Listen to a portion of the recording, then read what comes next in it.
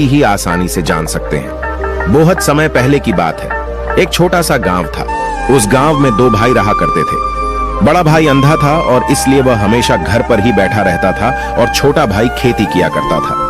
लेकिन खेतों में अत्यधिक जानवर आने से पूरी फसलें नष्ट हो जाती थीं, जिनके कारण छोटा भाई बहुत ही ज्यादा परेशान हो चुका था। एक दिन उसे एक तरकीब सूझी। उसने सोचा, खेतों में से इन जानवरों को भगाने के लिए क्यों ना मैं अपने बड़े भाई की मदद ले लूं। वैसे भी बड़े भैया अंधे हैं, खेतों में बैठे रहेंगे और जानवरों की आहट आने पर वह उन्हें जोर से चिल्लाकर भगा भी सकते हैं, जिससे हमारी फसलें नष्ट होने से बच जाएंगी। यह सब सोच विचार करने के बाद उसने अपने खेत में एक झोपड़ी तैयार कर ली और अपने अंधे भाई को खेत में बैठा दिया और उनसे कहा, भैया, यदि कोई जानवर की आहट आपको सुनाई दे तो आप जोर जोर से चिल्लाना।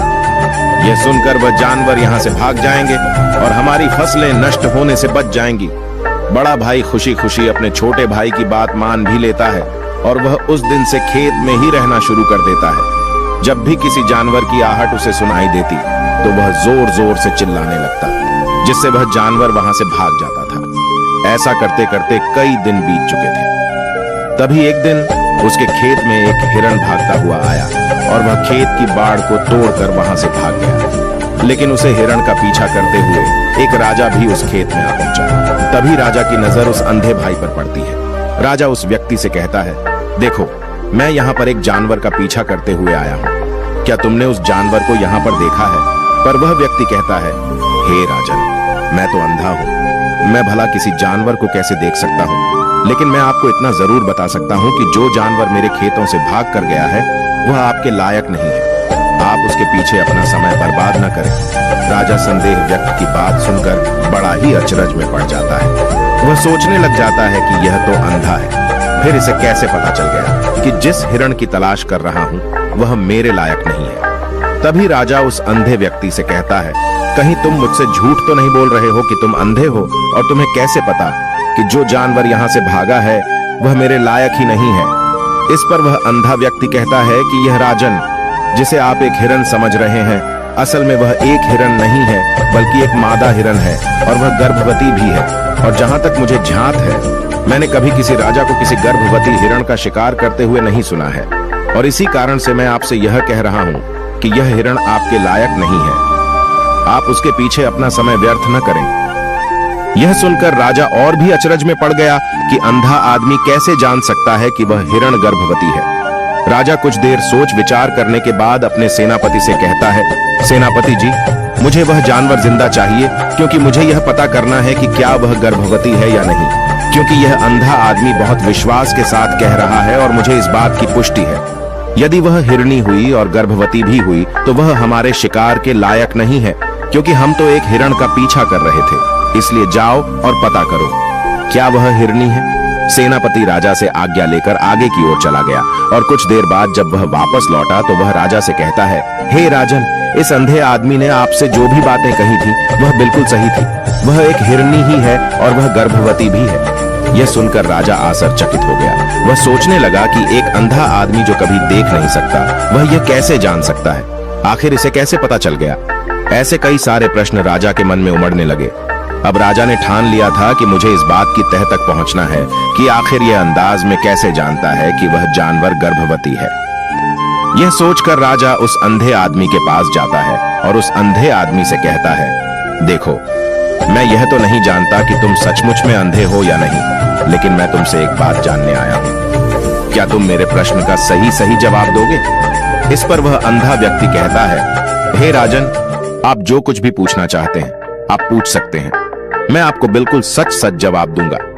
इस पर राजा कहता है, देखो, एक तो तुम कहते हो कि तुम अंधे हो और दूसरी तरफ तुमने यह बता दिया कि जिस जानवर का पीछा कर रहा हूं वह एक हिरणी है और वह गर्भवती भी है। तुम्हें कैसे पता चल गया? तुम्हारे खेत में तो और भी जानवर आते होंगे और भी तो जानवर यहां से गुजरते होंगे, फिर तुमने यह कैसे अंदाजा लगाया?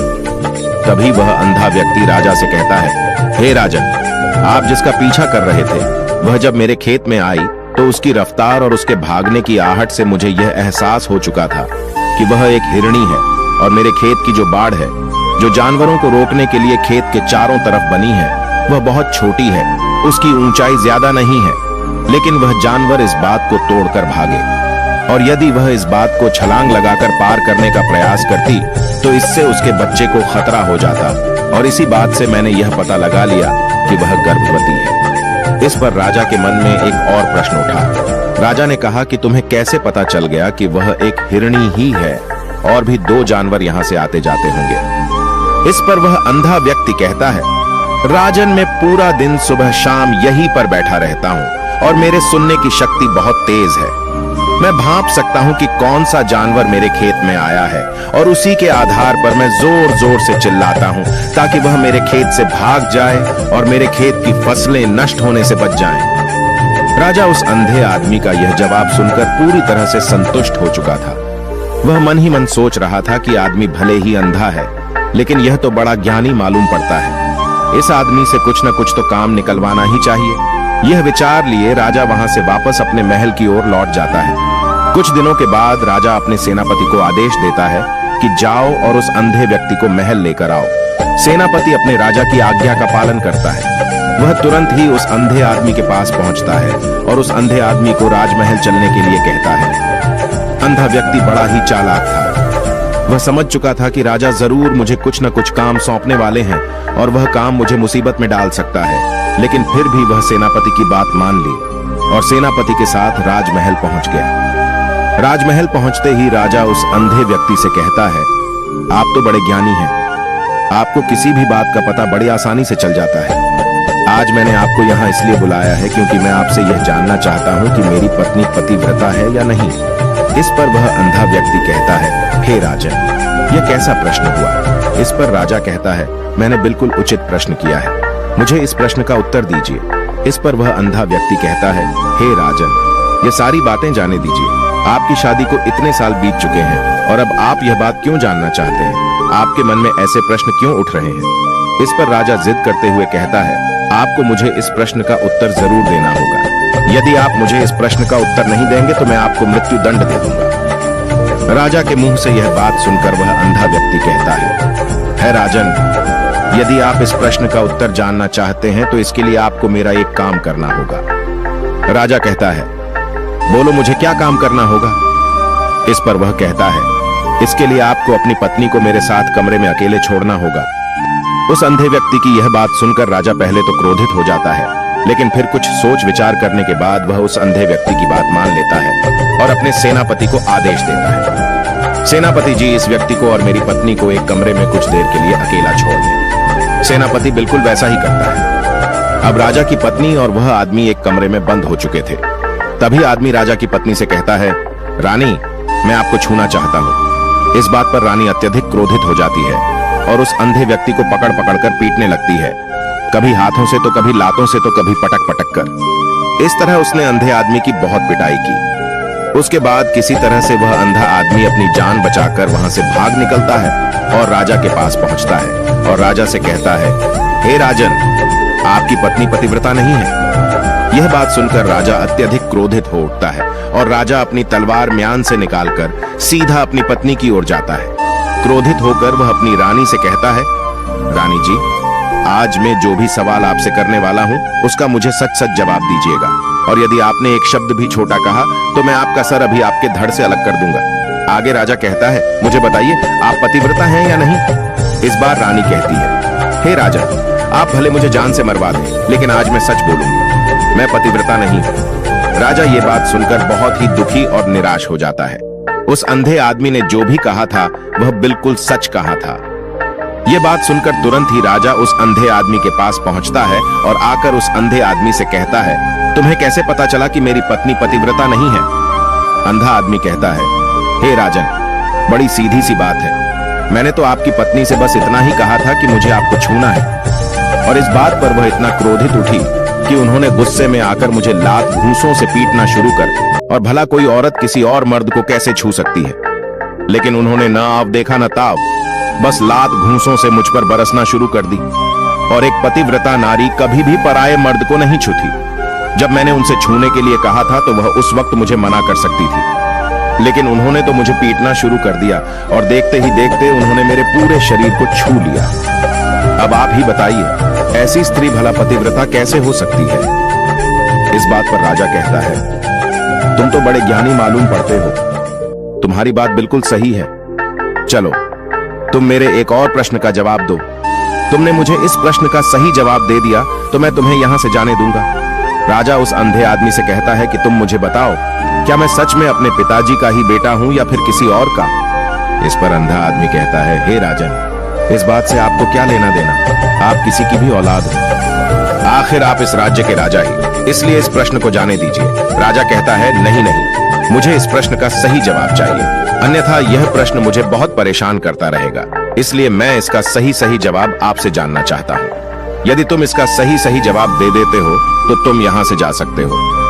इस पर वह आदमी कहता है, इसके लिए तो मुझे आपकी माँ के पास भी जाने की आवश्यकता नहीं है, मैं आपको अभी भी यह बता सकता हूँ कि आप किसकी औलाद हैं, लेकिन उससे पहले मैं चाहता हूँ कि आप मुझसे वादा करें कि आप मुझ पर क्रोध नहीं करेंगे। राजा ने कहा, मैं तुमसे वादा करता हूँ, मैं तुम पर क्रोध नहीं करूंगा। उसके बाद वह अंधा आदमी राजा से कहता है, राजन आप तो अपने ही पिता के पुत्र, लेकिन आप पर एक कंजूस सेठ की छाया पड़ी हुई है। यह सुनकर राजा बहुत ही क्रोधित हो उठा और वह तुरंत तलवार निकालकर अपनी माँ के पास पहुंच जाता है। वहां पर पहुंचने के बाद अपनी माँ से कहता है, माँ मुझे सच बताइए, क्या मैं अपने ही पिता का पुत्र हूं या नहीं?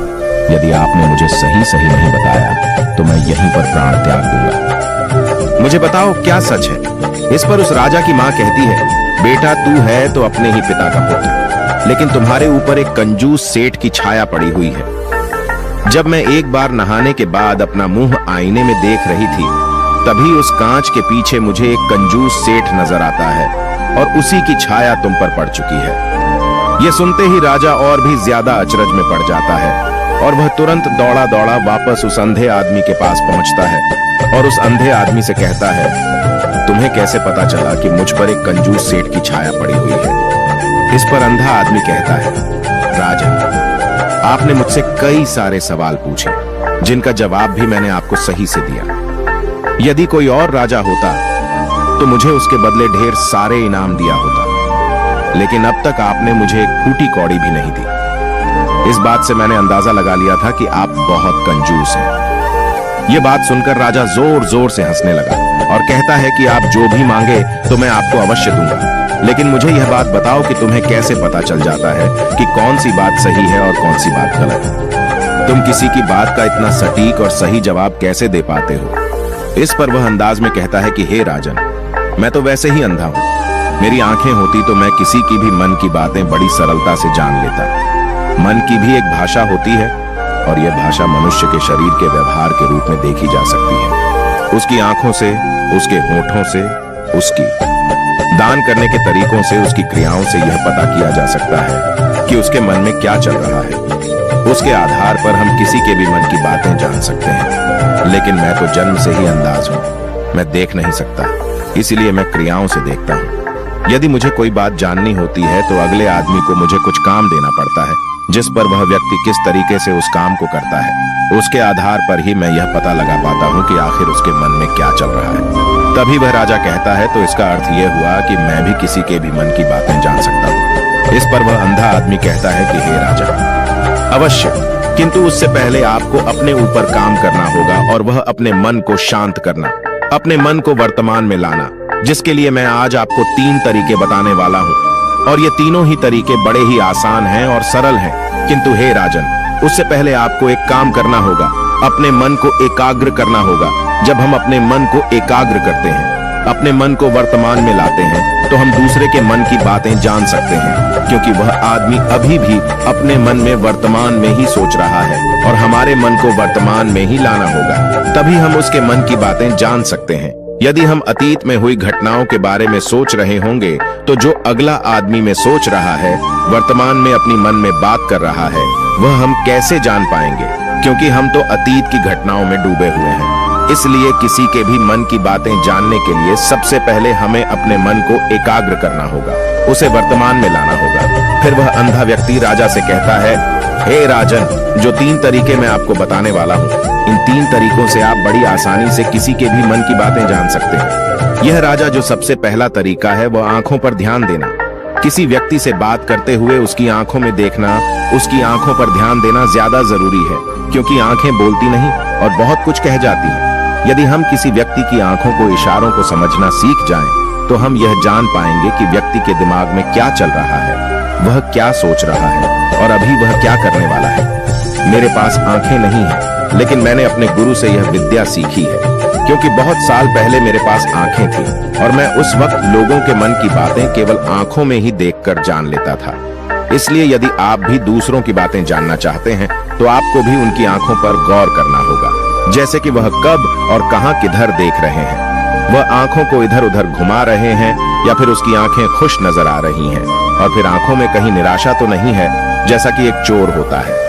उसकी आंखों में जब हम देखते हैं तो हमें यह पता चलता है कि अगला आदमी ने कोई गलती की है। ठीक उसी प्रकार जब हम किसी चालाक व्यक्ति की आंखों में देखते हैं तो आपको पता चलेगा कि उसकी आंखों में चालाकी होती है। ये एक बहुत ही सीधा और आसान तरीका होता है। यदि आपको यह पता लगाना है कि सामने वाला व्यक्ति आपसे झूठ कह रहा है या फिर सच कह रहा है, तो आपको उसकी आंखों में ध्यान देना अति आवश्यक होता है। यदि आपसे बात करते वह व्यक्ति अपनी आंखें इधर उधर घुमा रहा है या ऊपर नीचे, इधर उधर, दाएं बाएं रहा है, तो इसका अर्थ यह हुआ कि वह इस बात से निकलने का कोई रास्ता ढूंढ रहा है, वह कोई झूठ बना रहा है। यदि सामने वाला व्यक्ति आपसे झूठ कहने का प्रयास कर रहा है, तो वह आपसे नजर नहीं मिला पाएगा। ठीक उसी प्रकार दूसरे तरीके में हम चेहरे को पढ़ना सीखते हैं, क्योंकि चेहरे के हाव भाव होते हैं जिससे हम मन की बातें बड़ी आसानी से समझ सकते हैं, और इन्हें भी समझना बहुत जरूरी है। कभी कभी कोई व्यक्ति अपने चेहरे से, अपने हाव भाव से बहुत कुछ अलग अलग व्यवहार करता है। यदि आप किसी व्यक्ति के चेहरे में गौर करेंगे तो आप आसानी से समझ पाएंगे कि व्यक्ति निराश है या बहुत उदास है, या फिर वह बहुत खुश है, या फिर उसे कोई बड़ा दुख है तो अपने अंदर क्या महसूस कर रहा है। ये सारी बातें हम उसके चेहरे के हाव भाव से पता कर सकती हैं। फिर चाहे इंसान जुबान से कुछ बोले या फिर न बोले, लेकिन आप उसके चेहरे से सब कुछ पता कर सकते हैं। आगे अंधा व्यक्ति राजा से तीसरा तरीका बताते हुए कहता है कि हाथों के शरीर का व्यवहार, मन की बात समझने के लिए हमें हाथ के इशारे और शरीर के व्यवहार को समझना बहुत ही आवश्यक है। कोई व्यक्ति जब भी बात करता है, जो आपने देखा होगा कि वो अपने हाथों को हिलाता है, अपने हाथों से इशारा करता रहता है।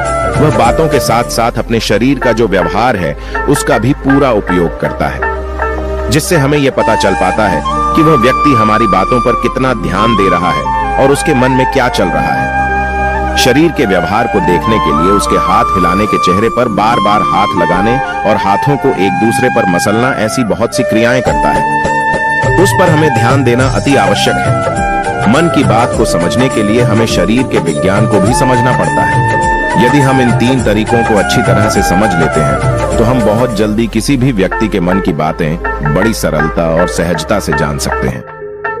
इसलिए यदि आपको किसी के मन की बातें जाननी है तो आपको उसकी आंखों पर, उसके चेहरे पर, उसके शरीर के हाव भाव को और उसके हाथों को ध्यान पूर्वक देखना होगा और समझना भी होगा, जिससे आप यह समझ पाएंगे कि आखिरकार उसके मन में क्या चल रहा है और वह क्या सोच रहा है। लेकिन उससे पहले आपको अपने मन को एकाग्र करना होगा, शांत करना होगा और अपने मन को वर्तमान में लाना होगा। तभी आप उस व्यक्ति की इन सभी क्रियाओं पर ध्यान दे पाएंगे और उन्हें समझ पाएंगे। आप यदि अतीत की घटनाओं में व्यस्त हैं, भविष्य की योजनाओं में व्यस्त हैं, तो आप उस व्यक्ति के हाव भाव पर कभी ध्यान ही नहीं दे पाएंगे और न ही आप कभी भी समझ पाएंगे कि आखिरकार उस व्यक्ति के मन में क्या चल रहा है, वह क्या सोच रहा है, या काम कोई भी कर सकता है। यह एक प्रकार की विद्या है जो मुझे मेरे गुरु ने सिखाई है। राजन, अगर आपको यह जानना है तो मेरे साथ आपको कुछ दिन रहकर इसका अभ्यास करना होगा। राजा तुरंत